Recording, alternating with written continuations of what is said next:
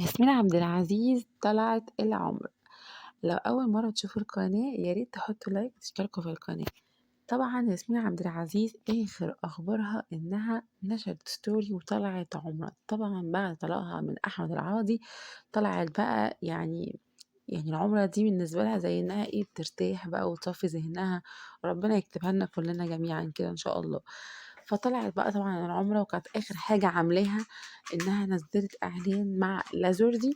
لكن طبعا أنا شايفة إن الفيديو بتاع العمرة ده يبقى لوحده بصراحة، ويبقى كده الصور كده بتاعت العمرة كده لوحدها كده من غير أي حاجة، يعني حاسة إنها يعني مش هتبقى ألطف حاجة لما انزل صورها مثلا في اعلان لازوردي وكده في نفس الفيديو. انا اصلا منزله صورها في اعلان لازوردي في فيديو تاني لوحده تقدروا تشوفوه عندي في القناه. لكن ده الفيديو ده لوحده كده، حاجات العمرة كده ولبس العمرة والكعبة كده بتبقى لوحدها، بتبقى